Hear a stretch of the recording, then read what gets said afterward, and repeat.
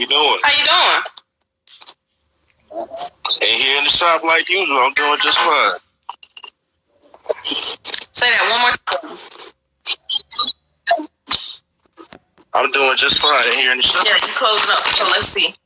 Let me see. You look a little. Let me see. I wonder if it's me or you. You don't got no good. Oh, there you go. I'm good. There we go. So first, I want to tell you thank you for joining me today, taking time out of your busy schedule. I really appreciate you guys because I know y'all got it's car show season, it's car season. You guys are trying to get ready for a whole bunch of festivities in Atlanta this weekend. So I appreciate you. Even I don't know if you closed early for me or you just pulling back for a few minutes. So I appreciate you either way. No problem. Just stop before a few minutes. Okay. So what I'll do is I'll start off with my question, with one of my questions, and then I'll get right into the fans' questions, okay? So tell me how you got started being into cars and racing, and how did all that come about? I've been in the cars and races ever since I was young. I got into the big wheel and the VA community a little bit later on in life, but I started off young. Since I was 15 years old, I had a turbo Honda when I was in school, built in high school and everything. So it started real. A turbo Honda. Sorry about that phone call coming through. Yep, that's you how said I started a turbo off. Honda. No, I mess with these dunks and these old schools and these trucks. I started off with a turbo Honda. So you was officially one of them little, I call them rice burners. You was officially one of them little rice burners. I still work on them to this day. Which do you prefer, the old schools or those little, what y'all call them? Zip around cars. Zip around cars. Man, it's so many of them now, but I was back in the days of like the earlier 2000s and stuff, so we always riding everything. Everybody just had a Honda. Nobody was riding GTRs and all this stuff they ride right now. So which do you prefer? I'm more into the V8s and the big rim racing and the trucks and stuff, so that's what I prefer. But, I still have my love for the import guys. I still go out to the shows. I still lower cars and everything. Oh, okay. So let me ask you a question that's totally off of, because I'm more for the, not nothing against those people, but I'm more of an old school car girl. Even though I drive a new school car. Sometimes I see them little cars and the wheels be kind of turned. What's the purpose of that? It's just like how they get on us in the big rim races. That why is your wheel so big? It's just a style. It's nothing special. Oh, so it don't do nothing for the car. It just really all it do is make them buy tires every 2 months. It look like it costs a lot to do too. Yeah, somewhat. It's not as expensive as messing with an old school, but it can get expensive. You got some guys out there that they spend some money in those imports. All right, so we'll get right into the fan questions. What was your first old school car? My first old school, dang, got me thinking. 1980 short bed. Oh yeah, you still got it? Yeah, I still got that. That's what that's my oldest vehicle I've had. I'm in the process of building. I've had a couple of other 80 model vehicles, but that's the oldest one, 1980 short bed. In the old school cars, what do you prefer? So would you prefer, like, if you could build, would you build a dump? Would you build a box? Would you build what would be your dream old school car? Everybody knows me for these trucks. I've got 3 short beds. I've got 3 old school Tahoes lifted. So, that's my thing. I'm gonna build a dump and I'm gonna build a box Chevy. We even got I got a couple of Cutlasses I'm building right now. But it's just, I'm a truck guy. I love trucks. I'm 6'6", so ain't nothing like riding the truck. Yeah, but still, like if you 6'6", you can do a dump because that thing. I can do a dunk. I've built a few. I've got one in the shop right now. I'm building right now. But I think for me, I think I like to be a little bit different. I host a whole lot of big rim racing shows, and in my personal opinion, I feel like it's just too much cap going on when you actually have a physical dunk. So my thing is, if you ride something different, at least you can race other cars. You're gonna get a race. Some of the dunk boys gonna be wanting to race. So yeah, I mean, I'm pretty sure every last one of them. Every last one of them, they're coming for them when the short bet is done. We in the middle of building it right now. So you officially drawing on them with no oil pressure yet? Oh yeah, yeah. No oil, drawing with no oil pressure and everything. Hey, we got some cars with oil pressure, but they don't want to. So what's in your fleet right now that's actually ready to go to get cross somebody behind? Right now my newer cars is ready to get on somebody's behind. My old schools are still being built. We got a couple of CMGs and stuff that we got cams and things of that nature, and so we can race them, but they're not gonna race those. So that's why we're building the old schools. We got 2 short beds that'll be probably ready by the end of the summer. So these short bed guys better get ready. Yeah. Sure, you got a short bed, you got a G-body or a box Chevy. Okay, so the Tony Snows and the Murphs and you ready for them? And the KJs and all them, you ready for them? Oh yeah. Y'all, I'm one of the younger ones in the big rim game, but I've been around for a little while. Okay. All right. So, what is your most favorite thing about being in the car culture? It connects you to a lot of different other things in the world. Like, I've made money outside of my shop being involved with the cars. Like, you get to meet certain celebrities you might have never met before, because we get booked for music videos a lot here in Atlanta and things of that nature. So it connects you to other stuff like that. Along with, let's just be real, in the community that we race in, it's considered the black racing community. So the funny thing is you'll pull up, I'll be in a customer's car or something, pull up to a gas station with an old school on rims, and this 75-year-old white guy even though it's old school on rims, it bring him back to his childhood, because that was a car from back in the day. So, it's just the connection. You can do a lot with the car world. What is the worst thing? What's the thing you hate the most? Like the thing you're like, oh my God.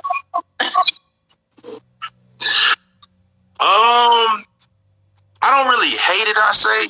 I guess once you get popular in the car world, you ain't gonna never be able to stop talking cars. So I could be in the middle of a grocery store, somebody recognize me off the internet. That's a whole 30-minute conversation. I'm trying to get home, but it's just part of it's part of the culture. It is what it is. So I'm gonna tell you. Well, let me ask you this question. Did you, when you started with building the cars and doing this all the years ago, however, how long ago did you start? I started hosting shows about 6-7 years ago. I got my job 3 years ago after I started hosting shows. When I started hosting shows, I was still playing football and working and doing other things. And it kind of just, with hosting shows, it kind of pulled me away from wanting to play ball and all kind of stuff like that. I just kind of embedded myself in. What kind of football? Like professional? Well, I played college ball. I went to the Arena League. I also even signed to a few CFL teams. I actually was part owner of one of the Atlanta arena teams that was here.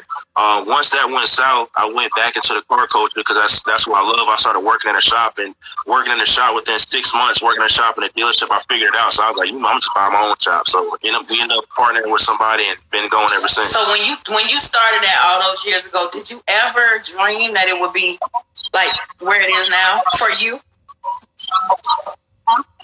I guess I wouldn't say. I would say I'm big on manifestation. So my family has been into the entertainment world for a while. A lot of people know that when I first started, I actually started out, I was part of Street Whips before everybody kind of, did their own thing and things of that nature. Street Whips, we still do shows together. We do Fall Fest together. But like I told him when I first started, when I first got into it, I was real young. I was only 22, 23 years old. Dunk Master, a lot of these guys had no clue who I was. But I was kind of one of those things. I was like, I'm going to make my name known in this culture. So I already knew back then, I was one of the younger ones. I've always been in a lot of different areas, one of the younger ones doing something. So for me, I'm a go-getter. So I was been on their head ever since back then. I was like, yo, when I can afford old school, I can't afford it like y'all now. But when I get to it, I'm coming. But, now it's either, I'm a little bit older, got my own shop, things are going. So it's one of those things that, I guess I've really just been pushing hard. So I feel like I can be a little bit further than what I am right now. Well, I'm going to tell you what, for me, It was just fun, right? So I tell people all the time, and I'm with you. I'm big on manifestation, right? I manifest, and you follow me, so you know. I tell y'all all the time I'm gonna be a multimillionaire. Now, the thing about being the multimillionaire is if I can do it doing something that's fun to me, right? The car, the race, and the things like that. I don't think I even imagined that, and I don't even think I'm through growing. You know what I mean? I never imagined that just doing something I loved would bring me to where I am now. Like, yeah, it's crazy how it can really do it. I was working at a dealership with one of my homeboys that was older than me that was an ex-NFL player, and I actually was trying to get back into playing ball. And he seen how I was doing everything with the car shows, and he was like, I know you're trying to be a millionaire, but the way you moving, you could be a millionaire off of these cars. And, at first I didn't see it, but then I started looking at numbers, started looking at a lot of different things of what I can do. And that was my drive. That's been my push ever since. And a lot of people know I talk a lot of junk in Atlanta. I talk a lot of junk about other shops. I don't care. I say I'm going to be the top. I'm going to be the millionaire. It don't matter. Right. But, it's fun. I don't mind being into my shop till 3 o'clock in the morning because it's doing something I like to do. The one thing I won't necessarily say I hate it, but the one thing that I wish that I could manifest into the universe is all you guys getting on one page. All you guys in the car culture. I know y'all gotta talk y'all shit. Don't get it twisted. I know y'all gotta talk y'all shit for racing. But I say this all the time. I'm sure you've heard me say it. Even my homeboys who all have shops. I see such a big vision for you guys. But I just can't seem to get y'all on the same page. Why do you think it's so hard to get men to collaborate or cooperate with each other? Let's just be real. Honestly, we had that problem in the black culture regardless. Honestly, when I started out, even when I started doing car shows back in the day when I was collaborating with a lot of shows, the reason why I'm still one of the youngest car show hosts in Atlanta or in the Southeast is because I try to work with everybody. Like I always tell everybody, the reason why I'm the youngest guy in the dunk industry, I could host a dunk show and they're going to show up and some people never heard of me before, is because I kind of try to keep my face green. I don't really try to get into it with nobody. I may have got to one or two people, but it was literally something going on at that particular time. I really am too busy to get up into a lot of the car drama and the drama that's going on with a lot of guys. So for me, I try my best to work with everybody. I really don't have any beefs out here in the car world, and I try to keep it that way because, my thing is that what I learned with being with certain car groups and different things of that nature is that when you got beefs and things of that nature, you got people that's not going to want to show up to your shop, people that's not going to want to show up to your show just because of who you either who you grouped up with or who you have a problem with. So I try to keep my face green for the most part. Yeah, I've had my run-ins with a few people, but even with my run-ins, I don't be on the internet talking a whole bunch of junk about who I got into an argument with, things of that nature. I just keep it right. I think that's the best thing ever. Like I try to tell people, especially in business, in personal too, but you can't air your grievances on the internet because if I got out here and started airing my grievances on the internet, it'll be a problem. And then that deters people from wanting to work with you. It's just like being in a relationship, right? If you a person that every time something's happening with you and your mate, you airing it all out on social media, then when you break up with that person, everybody else gonna be like, oh, I ain't messing with her. I ain't messing with him. He gonna put, you know what I'm saying? Anytime we going through something, he or she gonna put it on the internet, and that's not the right thing to do. Plus, we just too old for that. Exactly.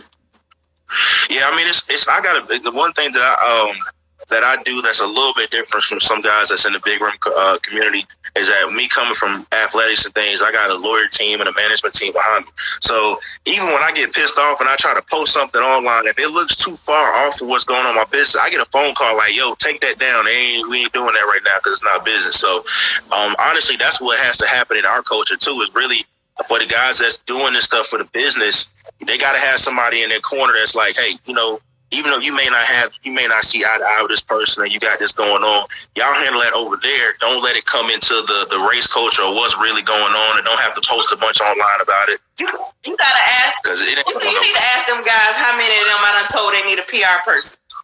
They need a PR person, and just get somebody to run your social media. Don't you get on there. Don't you go live. Don't you do none of that. Just have somebody run it for you. Because I'm telling you, they tell me I'm crazy, but I'm going to tell you this. I literally probably can work with anybody in the culture. Because, like you say, you just got to keep your face clean. Don't be in that foolishness. Don't get on there going on. I mean, I'm pretty sure if you want to rant, you got your personal business. You can pull up, sit down, and them and be like, "Hey, man, I just got to get this out." But on the internet, no, we're not doing that. You're going to F up the church's money, and we're not trying to do that. Exactly. So how do you manage your personal time, your personal life with the shop life and the cars? I mean, honestly, let me tell my wife I can't manage it worth a damn because I'm at my shop more than I'm anywhere. But I try my best to. I don't work on Sundays. I try to tell everybody leave me alone on Sundays because Sundays either I'm chilling or I may pull up to a car show and I'm going to have to deal with them at a car show anyway. But my shop is open Monday through Saturday. I try to leave at a certain time every day so that at least I'm at home. I do got 2 kids, so I try to get home and let them see me for a little bit before they close their eyes and stuff like that. But it can get crazy. Any shop owner will tell you, like, your guys may want to go home sometimes. Sometimes every last guy go home, and I'm in here at 3 o'clock in the morning by myself just trying to finish something up that I want to get done. So how hard is it? Go ahead. No, go ahead. So how hard is it to find good help in this car industry? Good help in the shop business is probably the hardest thing on the face of the planet. It literally, like, there's some guys now that I know that own shops that have run into situations. It's not even their fault. Somebody that was working there just did some idiotic mess, and they got to take the heat for it. But it's literally the hard. I think it's harder than racing. It's harder than anything you can think of in the car industry. Is trying to find somebody that's like reliable working on cars. Did the pandemic make it harder, or was it just par for the course? For us, it wasn't that bad because my guys, like, I never closed. I stayed open every day. We haven't closed. We do commercial vehicles too, so they considered us what do you call it, mandatory or whatever, essential when we was going. So the good thing is I was able to keep my guys working the whole time. I don't get a lot of turnover on my side of the shop, but however, it depends. Like, I have another side of the shop where we do get a whole lot of turnover. Guys switch out every time. It's just really hard. It depends on what you physically do. Like our shop, we stay to a high standard. So we warn people all the time when I put out those bolos that I'm hiring, I let them know that you got to be experienced. I literally will fire you within your first week if I see that you ain't holding up to what's going on. But it's hard. It's really hard, especially when you do custom cars. So I couldn't come work there because I don't know what I'm doing. I don't know. I'm just gonna be honest. I mean, we might put you on the desk or something, customer relations or something like that. Hey, that's right up my alley. I want to be the customer relations manager. There we go. So, what do you have coming up? Do you have any shows coming up? Can we see you out this weekend? What you got going? I'll be out this weekend. I'm definitely going to West by Way show. I have a couple of my customers that's I'm probably going to bring some of their vehicles out. Everybody knows I have the trucks, so I don't know if Wade's going to have that many trucks. I was talking to him. I told him I'll bring a few out there for him. We got some old schools to bring. Also, Fall Fest. Fall Fest is first weekend in November. Just like every year, we'll be doing it November 5th this year. We're in talks to a track. We've been doing it for this is Fall Fest number 6. So we've been in a park. Yeah, so we've been in a parking lot for Atlanta Fall Fest. Been in a parking lot for the past 5 years. We want to see if we can go ahead and move it to a track. So that's what we're looking into this year, is possibly moving Atlanta Fall Fest into the track. We'll probably have the dates and the actual locations and everything start coming out around probably August, September. If you could change one thing about big rim racing, big wheel racing, what would that one thing be? As everybody knows, when I host a race, I don't play no games on the daggone starting line. Please. have your car ready before you come down to the strip, do your burnout, and just go. Like everybody knows when I host a show, some people like it, some people hate it. I don't care from Dunk Master all the way down to the newest rim racer. I don't have no, like everybody, I tell everybody when they get on the track, I have no favoritism. I'm here to make money at the track. Everybody else wants to see some racing and make some money off the track. Let this go and race. So, yeah, that's one thing, the long behind just preps and starts. Like, we all been practicing all week. We all been burning out the cars all week. Man, just get on the track and go. Like, it don't take 30 minutes to get launched. Listen, I forgot whose show I was at, right? I don't know whose show I was at. I know it was Reynolds. But I heard you talking, and I was just laughing. I said, and I didn't even know it was you till somebody told me. I was like, ooh, whoever that is on the mic, ooh. Yeah, I mean, it's one of those things. I come from real racing. Like, we race real race cars, race for real money. We do some crazy stuff. I love rim racing, but that's one thing that I wish I could take out of rim race. It's too much junk going on to the point where you got the fans mad after the show.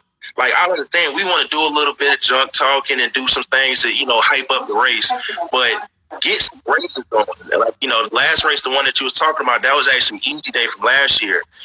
We had guys complaining that we did such a big DOT class, and the problem was because every time we were trying to get the rim races together, like, let's go, we ready to go, nobody's ready.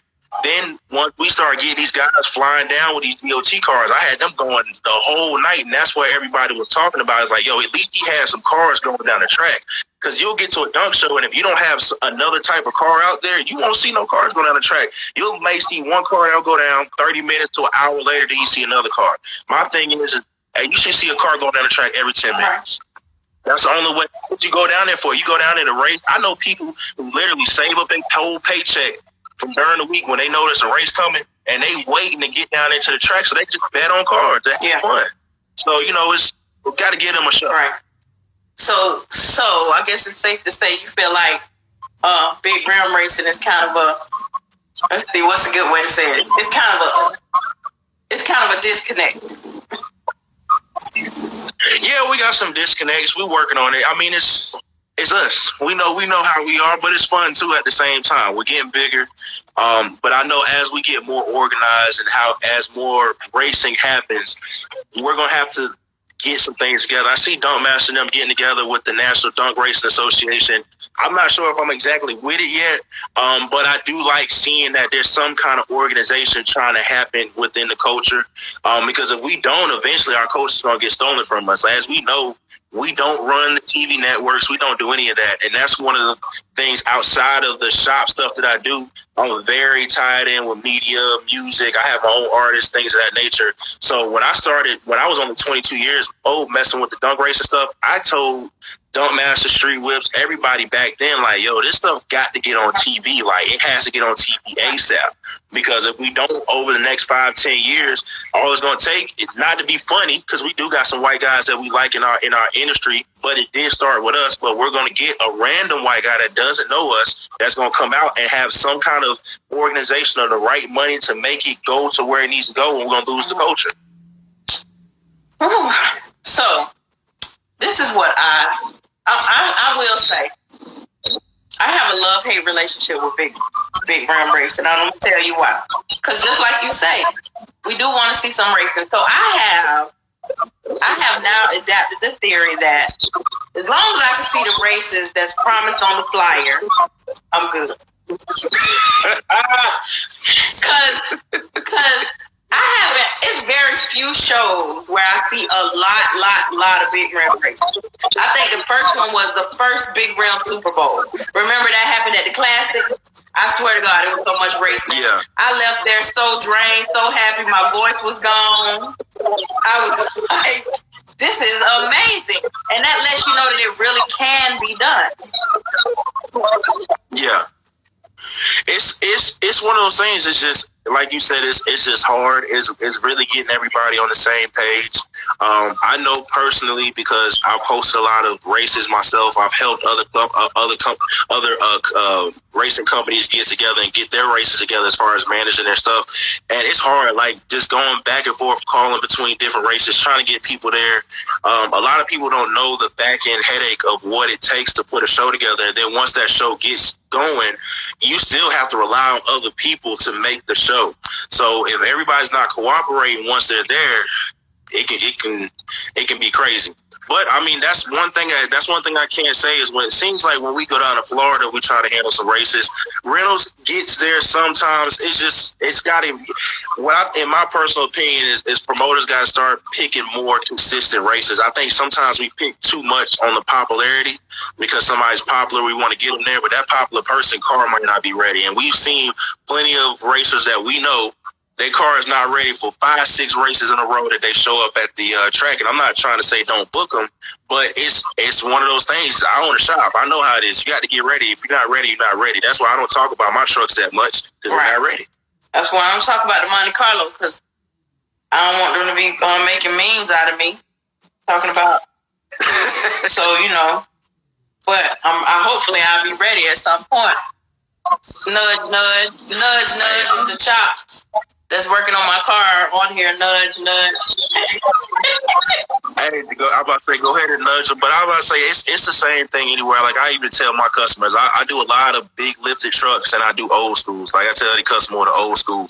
Sometimes I tell them, it's no time limit. You never know what you're going to run into when you start opening that can of worms with old school. No, actually, I got to say this. I'm pretty pleased. I say this. The shops that I pick to work on my car, I trust them. So no matter if they tell me, now I'm not about to, if y'all on here, I'm going to tell y'all this right now. I'm not about to wait no 3 years like some people be telling me.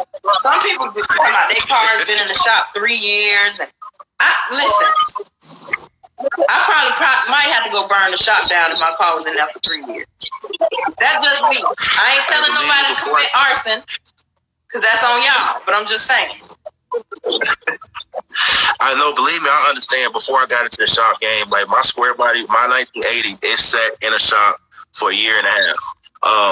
And it was one of those things that probably could have been done a whole lot faster. Now that I'm in a shop myself, I have a little bit more compassion. But at the same time, my customers know most of my stuff gets done pretty fast. So I don't at the same time have too much compassion because it's really about how you handle your money, how you handle your shop. My thing is I don't take on work that I really can't do. I'll probably have one car in my shop that's taking me longer than 6 months. And it's really because it's a vehicle that I think there's only one other person that set it on 28. So we had to redo everything in the car.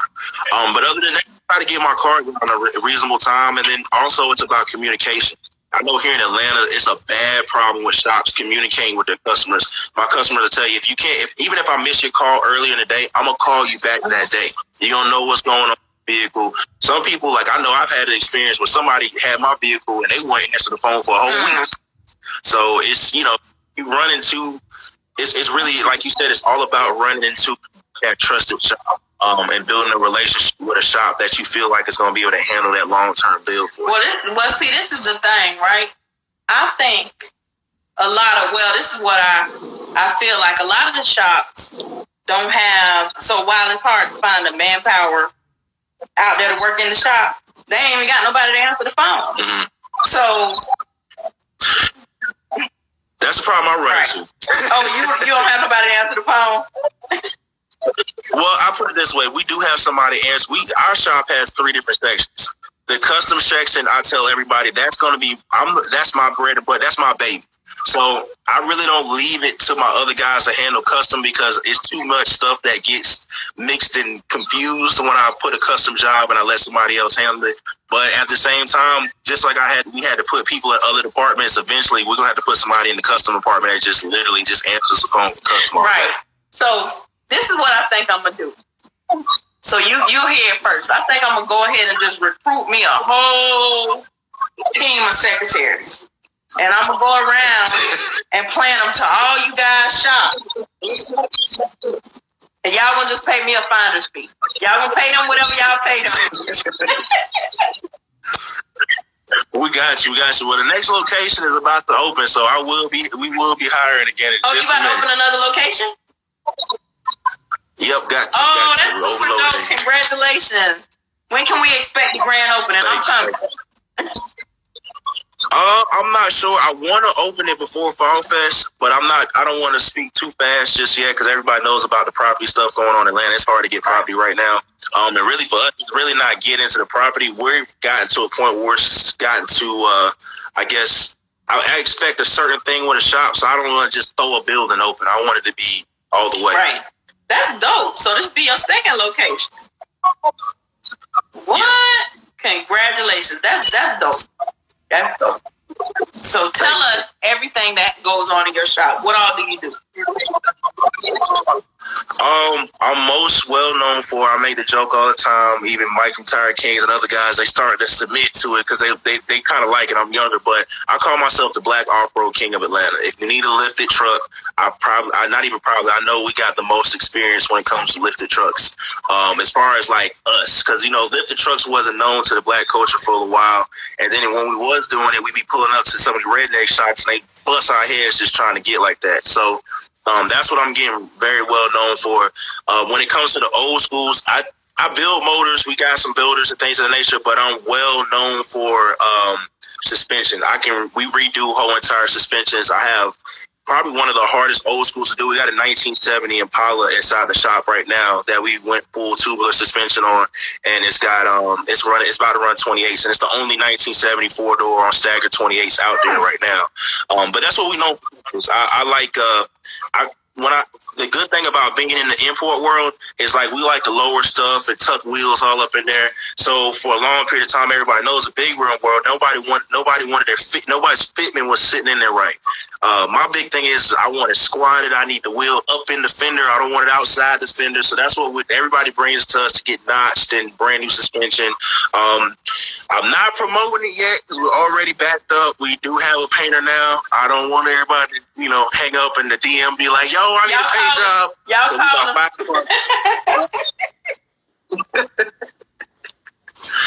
but we are starting to paint now. I have actually the short bed. We have a short bed that we're dropping that we just painted. That's coming out. We got a Cutlass we just painted, and we got some new cars we did that we really didn't promote. But we're getting started on the paint now also. Okay. So when I get ready to get my lifted truck, I need to send it to you, right? Oh, most definitely. I keep telling people, when you do my truck, though, I'm kind of short.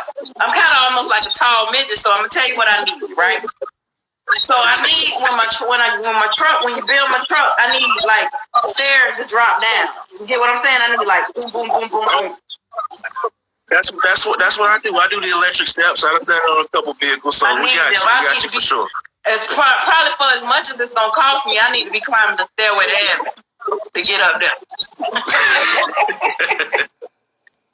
So, is there anything else? Tell everybody the name of all the shops, everything you got going. What can we expect? What you got going? Well, the name of my shop is Big Wheel Tire Den. That's the main shop. I'm also partnered with Global Tires. Global Tires is actually that's who I went into business with. That's who actually helped me get started. He actually was my partner that owns Global Tires. Actually sponsored me playing around with cars when I was playing football. And when I was ready to get into the business, he yanked me straight in. But yeah, that's my partner. A lot of people know that that come up here because the Global Tires is the main building, and my shop is on the side. But we've been doing it for a long time together, and it's been working. It's working real good. Also, Fall Fest. Everybody knows about Atlanta Fall Fest. Don't miss it. It's every year, first weekend in November. We might do something. I might throw up a little pop-up show July 4th. I did Spring Fest in the nightclub that we did Spring Fest off of the parking lot along with I've been getting my DMs. Everybody's saying there's nothing going on in Atlanta for July 4th. It's all out of state. So I might do a little pop-up show, just something real quick for everybody to, be able to hang out, things of that nature. Okay. So this is what I will say. I will say, for you guys, a lot of my guys in the car culture who have a shop and stuff like that, I'm super, super proud of you. I know that as a man of color, You guys probably don't get the kudos and the pats on the back and things like that you feel like you deserve. And I know y'all say us black women are hard on y'all. I know we hard on y'all.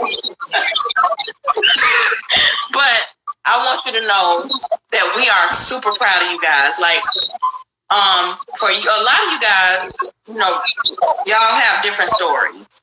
A lot of y'all have come from pretty much maybe nothing. You know what I mean? So for you guys to get where you are today, it gives younger kids hope. And it also, like I said, I'm always super proud of you guys. I want to see all y'all make it. Because if y'all make it, that means I can make it. That means we all can make it. So from me to you, I want you to know that I'm super proud of you. I want you to keep doing your thing. Don't be so hard on people. You can ease up a little bit. Just a little bit, just a tad bit. I'll ease up at the track just a little bit, but it's gonna do nothing but get worse once my truck comes out. I'm probably gonna do nothing but get 10 times worse. I'm gonna be on their head so bad. Just think in your head, what would KP do? WWKP. That's what I gotta do. Also, I see somebody say, we're up off 85 North. So, is there anything else that you want us to know before I let you go? I know you gotta get back to work. You're trying to get everybody ready for this weekend. Yeah, I got a couple cars I'm trying to get ready for this weekend. I'm trying to think. I think that's it. Other than Fall Fest coming up, come holler at me if you need any kind of suspension work, wheels or tires. We got some of the best rates in the city. Also, I'm in the Northeast. So what everybody loves about me is that my shop is away from a lot of the headache. You don't have to worry about your car being broken to where I'm at. So, we know if you're too far south in Atlanta, you can't leave your car. But that's what a lot of customers do love about me too, is that we're up north. So it's a little bit away from the city. You don't have to worry about so much crap. That's true. Well, I thank you. I knew it was gonna be. I said, "Oh man, it's Whips by Wade weekend, and it's Street Beast weekend. I got to get him in and get him out." So I wanted to make sure that this is the thing. I always appreciate you guys agreeing to come on the show because it gives my followers the opportunity to be introduced to a lot of you guys, and it gives your followers the opportunity to be introduced to me.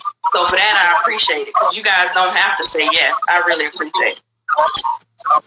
Well, I mean, I definitely appreciate you, considering me. I'm not one of the most popular when it comes to the dunk racing game. I'm one of the younger ones, but it's an outlet for all of us because you may have somebody from out of state that's running into problems that can't get their car done, and you being able to put it out there where we're at, things of that nature. If they're looking at this, on this line, like, they only stayed over, I can swing down there and get my car done. That's giving us business. So word of mouth business is probably the best thing that you can ever have when it comes to a show. Well, one thing about my show is it's for everybody in the car culture. It don't matter if you got 1 follower or 1 million followers. I'm gonna ask. Now it's up to you to say yes or no, but I'm gonna ask you to come on the show. Eventually, I'm gonna get around to everybody, and then eventually I do a new show called Before the Smoke. That's where I come to you. We sit down, I interview you, we talk about childhood. It's like, you ever watch Oprah on Super Soul Sundays? We just have a conversation. It's just a conversation. We talk about how you grew up. We talk about all the things that you don't get the opportunity to talk about in the race world. So don't be surprised if one day I hit you up and be like, "Hey, can we do?" Yeah, come pull up. I'm right up here. I'm right here. I know you be in Atlanta. Yeah, I live here now. Yep. Oh, that's good. Okay, good. So, again, thank you so much for sitting down. I know you got to get back to work and get all these cars ready because I can't wait to see them trucks because I'm pulling up Saturday. Okay. We got something that we All right, so thank you so much, and I appreciate you. You enjoy the rest of your day. All right, you too. Thank you.